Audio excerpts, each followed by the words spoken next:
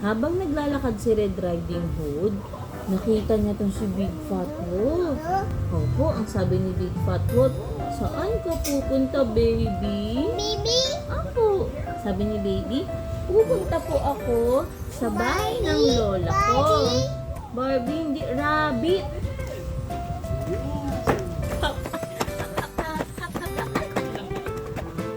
Tapos, hindi alam ni Red Riding Hood, nauna na pala si Big Fat Wolf sa bahay ng lola niya. Anong gagawin ng lola niya?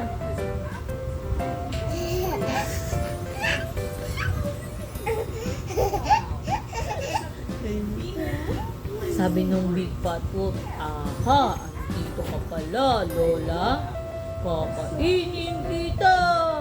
Rawr! Tapos, dumating na si Red Riding Hood sa bahay ng lola niya. Sabi ni Red Riding Hood, "Lola, bakit ganyan yung kamay mo? Ang laki-laki, parang monster." Sabi ni Big Fat Wolf,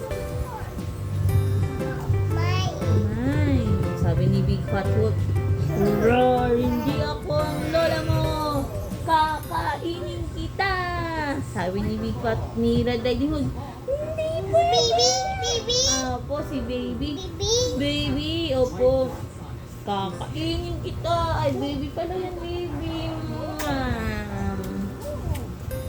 Tapos nung nakain na siya, nakatulog si Big Fat Wolf.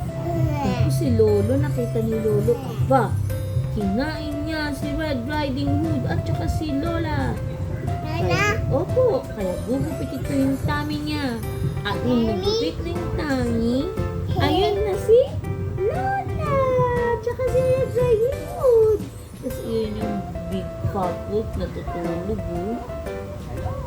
And they live happily ever after.